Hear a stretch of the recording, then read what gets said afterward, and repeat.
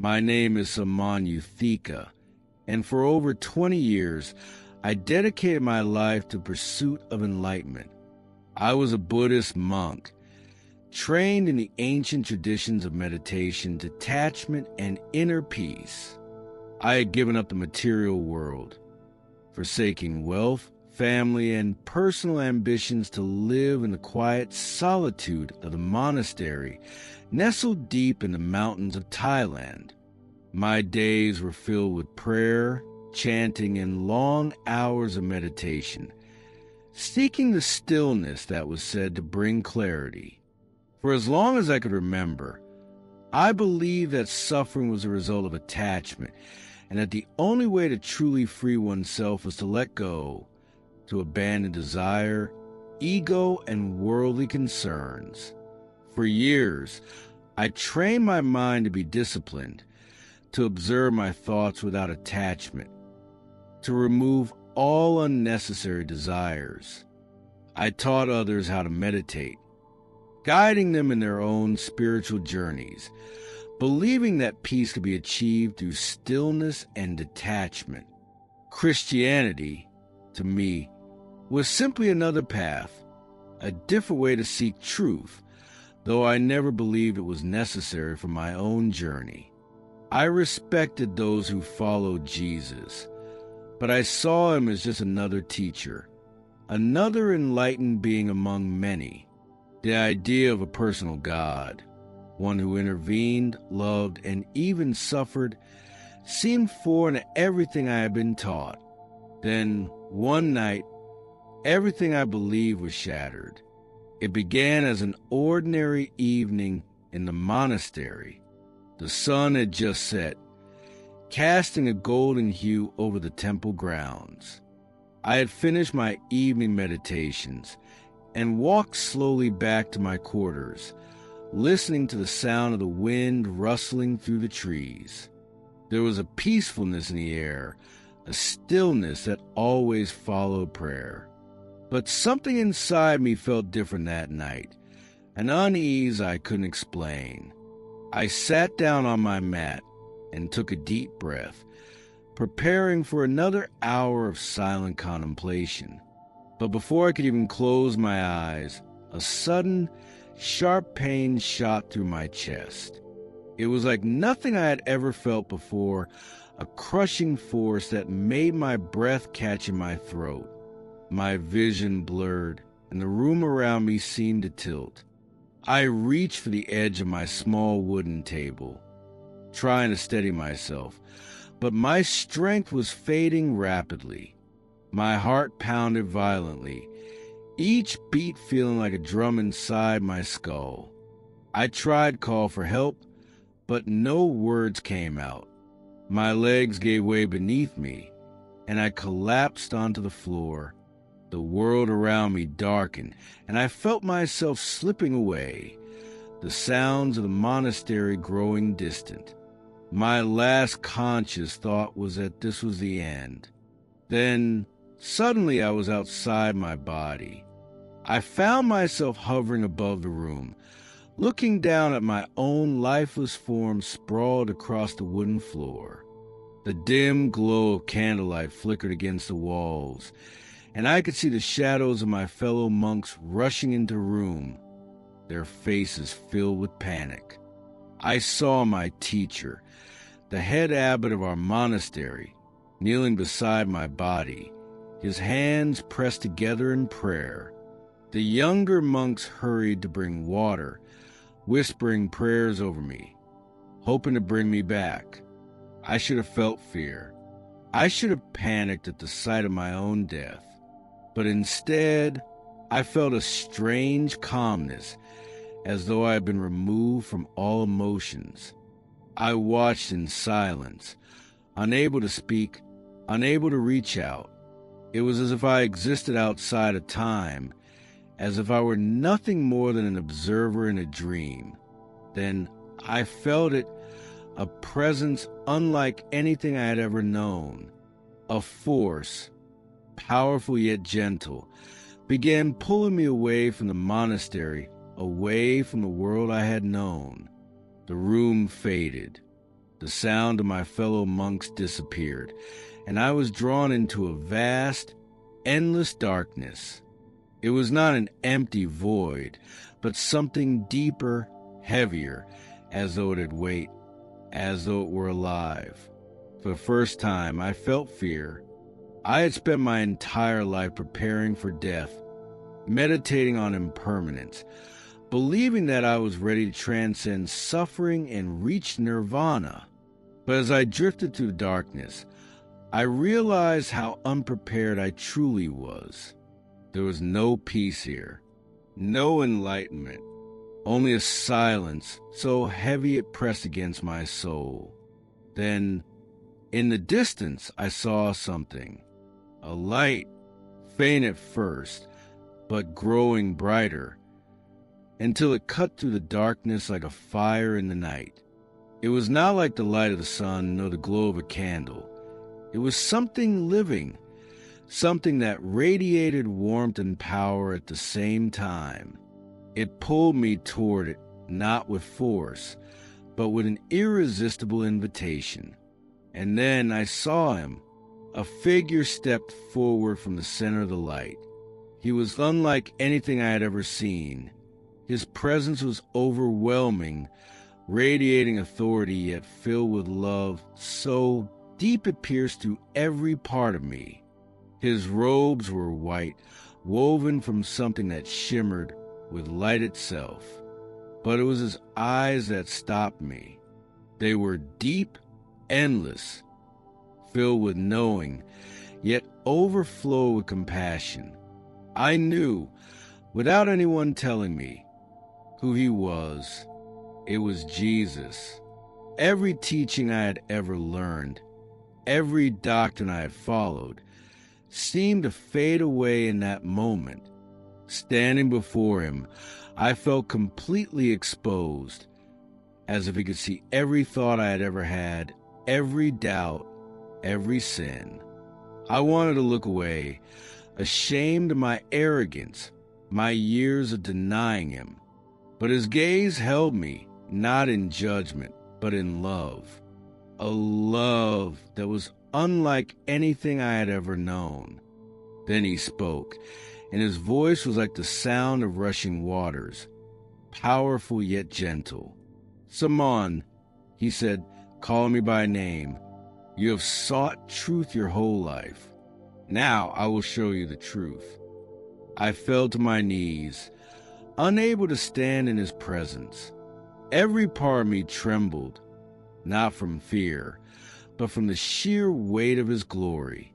As I knelt before him, I could feel something within me breaking. It was as if all the years of discipline, of trying to find peace through meditation and detachment, had been for nothing. In the presence of Jesus, I realized that I had never truly known peace. What I had mistaken for enlightenment was merely an illusion, an empty stillness that could never fill the void in my soul. I wanted to speak, to ask him why he had come to me. But before I could form the words, he reached out his hand. The moment his fingers touched my shoulder, a flood of visions consumed me. I saw my entire life flash before me. Not just my actions, but my thoughts, my heart, my deepest secrets. I saw the moments of kindness I had shown, but also the pride in my heart, the times I had thought myself above others because of my discipline and knowledge. I saw the times I had ignored the poor, the moments I had turned my back on those who needed help, because I believed suffering was simply part of their karma. Then I saw something even more terrifying. I was taken to a place of darkness, deeper than anything I had experienced before. Shadows moved within it, shifting like living things, whispering, clawing at the air. And then I saw them, souls, countless souls, trapped in eternal separation. They cried out, reaching for something, for someone, but nothing came. Their suffering was unlike anything I had ever imagined. not because they were being physically tortured, but because they were completely, utterly alone. I turned to Jesus, my heart pounding. "Is this hell?" I asked, my voice barely above a whisper. He nodded. "This is separation from my Father. Not all who come here were evil. Many were simply lost, choosing their own way instead of the truth." I trembled because I knew I would have been one of them. I had spent my life seeking my own way, believing that I could attain enlightenment through my own efforts, through my own wisdom. But now, standing in this place, I saw the truth. There was no enlightenment without him. There was no salvation without him. Then the vision shifted. I was no longer in darkness. I stood in a place filled with light, where the air itself seemed to hum with joy. I saw people, more than I could count, walking in peace, their faces radiant with love. There were no temples, no altars, only an overwhelming sense of belonging, of being home. Jesus turned to me, and in his eyes, I saw the answer to the question I have been asking my entire life. "This is what I have prepared for those who believe in me," he said. "Not through effort, not through striving, but through faith." Tears streamed down my face.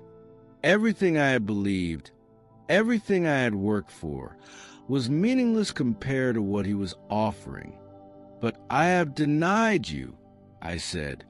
"I have taught others to deny you." He smiled, a smile filled with forgiveness, with love beyond comprehension. "That is why I brought you here, so you could see, and so you could tell them." I felt myself being pulled away, the light fading, his presence growing distant. "No, please," I cried. "I don't want to leave you." But he only repeated his words. "Go and tell them." Suddenly, I was back in my body. I gasped, air flooding into my lungs.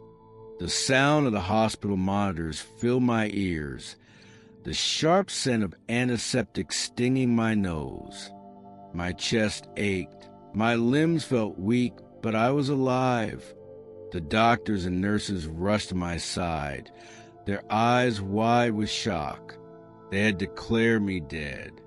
I had been gone for 17 minutes, but I had returned. I lay there for hours, unable to speak, unable to comprehend what had happened. But deep inside, I knew my life would never be the same again. When I was strong enough to leave the hospital, I returned to the monastery. My fellow monks welcomed me back, relieved that I had survived, but I could see the questions in their eyes. I was not the same man who had left. For days, I wrestled with what I had seen. How could I tell them? How could I stand before the people I had taught for years and tell them that everything I had believed was incomplete, that Jesus was the only way? Fear gripped me. I knew that if I spoke, I would be cast out. My entire life had been dedicated to Buddhism. If I turned away now, I would lose everything, my home, my position, my identity.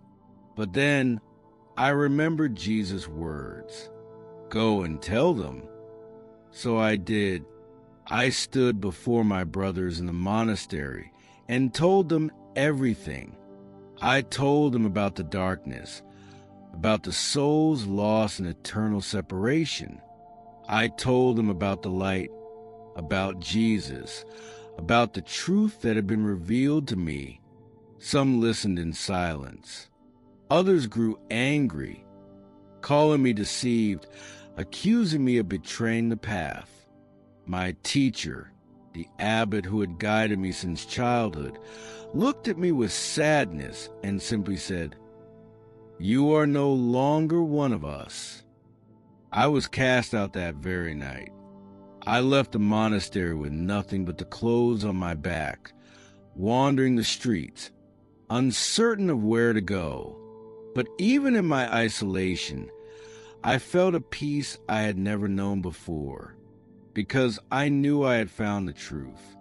I began reading the Bible for the first time in my life, devouring every word. And the more I read, the more I saw Jesus in every page. His love, his sacrifice, his victory over death. Everything he had shown me, everything he had spoken, was confirmed in the scriptures. Slowly, I began sharing my testimony. At first, only a few would listen. Many rejected me. Some mocked me, but others heard the truth and began to question. Some monks, secretly, came to me in the night, whispering their own doubts, asking to know more. And now, I share my story with you. To those who seek truth, I say this. I spent my entire life searching for peace, but I only found it when I met Jesus. Detachment, discipline, meditation. They can bring temporary stillness, but they cannot save you. Only Jesus can. You may believe, as I once did, that all paths lead to the same place. But I tell you now, there is only one way, only one truth, only one life, and that is Jesus Christ. He is waiting for you. Will you answer his call before it is too late? If this testimony has touched your heart, if you are searching for truth, do not wait. Seek him. Read his word. Ask him to reveal himself to you, and he will. Jesus is calling. Will you listen?